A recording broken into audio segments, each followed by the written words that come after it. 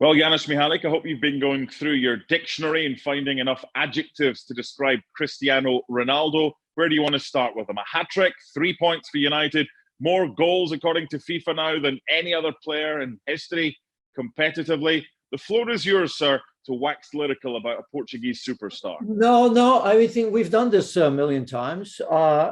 Look, I mean, I think you can criticize Cristiano Ronaldo from time to time, but the problem is that you can't disrespect him, right? And I think we've all done it to a degree. Most of the time, of course, we know that he's an absolute legend, and that's what happens, right? The moment you think that he's done, or maybe he's not at his best, or maybe he's getting older, when you have this sort of ability, you have proven it over and over and over again, right? No matter where you've played, which league, which country, numbers speaks for themselves. Right, the number of trophies he's won that speaks for themselves. And I've been critical of Cristiano Ronaldo even as late as that Manchester City game. Him not playing. I have a little bit of a doubt about that because Manchester City, that's where he shines. I mean, the big games, that's what Cristiano Ronaldo lives for. But it's neither here or there. The important part is that this was a must-win situation. There had to be a reaction from Manchester United after they were demolished against Manchester City in that game, right? And they did get that. Now, we can talk about the game, what happened within the game, because it was changing, right? At one point, I was saying this was great. And then I was looking at Manchester United. My goodness, why are they so timid? Why are they allowing Spurs to control the game? Why are they allowing them to come back in the game? And when Spurs, equalized for 2-2, I was like, they're going to lose this. But in comes Cristiano Ronaldo, and special players, do this in special moments. Big names for the big games. Here's an interesting one for you. Take Ronaldo and his headlines out of the equation, okay? Because he's going to make all the headlines, and rightly so regarding this. So no Ronaldo headlines now. What is the biggest takeaway from that game? The biggest takeaway that both teams are extremely inconsistent, right? I mean, we knew that ahead of the game, and we saw that both from Spurs and from Manchester United. Manchester United's a massive rebuild. Remember, we've talked about Manchester City. We've talked about Manchester City game. We've talked about Manchester United in positives, but mostly in negatives this season. But, this is about now. Everything else, if you're going to rebuild this, is going to happen a little bit later. You're fighting for your life. So I just think, I have to give United credit here. I do, even though there's so many things that I dislike the way they played. The fact that nobody fears them anymore. The fact that you can waltz into Old Trafford and play even or be even better. And we've seen that on so many different occasions, but they have found a way. And for as long as they do, and for as long as there's that carrot of the fourth spot, we have to take every game in isolation. And today, Manchester United found a way against a good Spurs team. That's always dangerous. They are, yeah, and we'll get to them in just a second. But I want to take you back to last year. And Liverpool went to Old Trafford and they won by 5-0. United were awful. We thought, how can they bounce back from that? Their next game was at Spurs. They won by 3-0.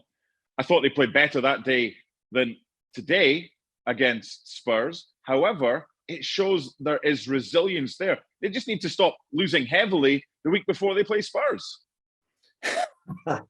Yeah, I mean, resilience, when you look at this game, I suppose it was open enough that I think both teams thought that they could take advantage of each other. And we saw that throughout the game, right? I mean, some of the goals came against the run of play, and it was pretty much, United that I felt, as timid as they were in the second half, they controlled the game. I just didn't realize, I just couldn't fathom why this team, Manchester United that is, every time they went ahead, or twice they went ahead, they didn't go for the jugular, right? Why they didn't press from time to time. Here we are, we have Ralf Rangnick, who's very good. Well, everybody seems to tell me that he doesn't have the players to do it. That with Cristiano Ronaldo is difficult. I don't buy into it. He's got enough players that you can press from time to time and put opponents under pressure, right? I mean, I don't know if you watched Ronaldo today. He was willing to start the press. And that is the job of the player that leads the line. He was encouraging his players, right? You just guide them into the right areas where you can trap them. You can't possibly tell me that, looking at profile of the players, that Rashford, Sancho, Fred, McTominay, if he's playing, right? Paul Pogba. These players have the capacity to cover a lot of ground and press and work and win the ball. So that is where I have a problem with Ralph Rangnick and Manchester United. And today was another example of that, because they were timid, they scored, and they drew back, they dropped back. So I didn't understand that. And they almost paid the price for that if it wasn't for greatness of Cristiano Ronaldo. Yeah. Now Spurs, they'll head back to North London with this consistently inconsistent record intact. Win, loss, win, loss, win, loss. They won their previous game. They lost this one. But for me, this one feels like it's one that got away from them, because I didn't think Man United had to be brilliant or special to win. I thought Spurs defended extremely poorly, especially when Christian Romero was meant to be marking Ronaldo for Ronaldo's third, and it ended up with Doherty getting nearby. They can be much better than that today, can't they? But it still feels like it's one that got away for them. Yes, I think, in particular in the first half, I wasn't sure why Spurs were, the line was so high for them. That's not something that Antonio Conte normally does, right? I mean, you don't want these players to get in behind. I mean, certainly the first goal, I mean, if you look at Eric Dyer, he's got to press. I mean, two things you have to do is press the ball, and in particular, when you have a high line, you have to press the ball, right? So, I mean, the first goal was an indication of that, but the second certainly was, right? To be as high as they were, I think it was Reguilon that left his foot or half of his foot there. So I was a little bit surprised with that, but they still had their chances. I think they were adventurous. I think there were times where they were attacking Manchester United and left them under tremendous amount of pressure. But, this is one of those games where I think Spurs deserve something out of that game based on what we saw. But I think it was down to really big individual mistakes, and I've mentioned a couple of them already. And even on that third goal, right? I mean, I think it was Doherty on that header. I mean, he's got to do better. He's a big boy. He's got to put body on Cristiano Ronaldo. We all know that he can get up there, right? And Ronaldo, he is from time to time. So you've got to get a jump start on him just a little bit. So to concede that, Manchester United don't score many goals from set pieces.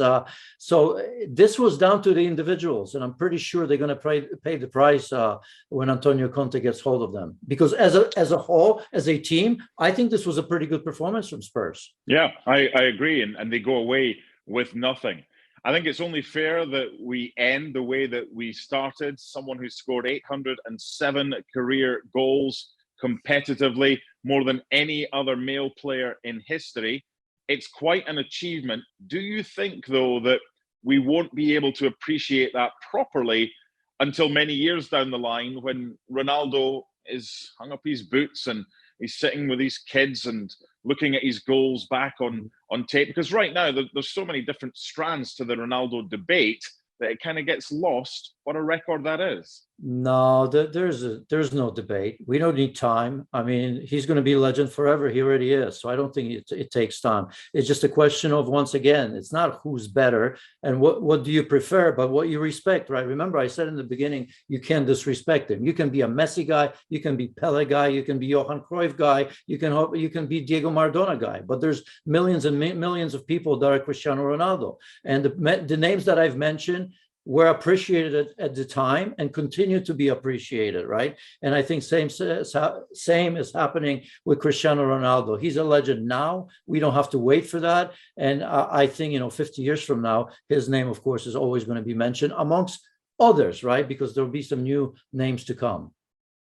Hat-trick hero, 3 goals and 3 points, 3 big points for Manchester United. Thanks so much for watching ESPN on YouTube. And for more sports highlights and analysis, be sure to download the ESPN app. And for premium content and live streaming, subscribe to ESPN Plus.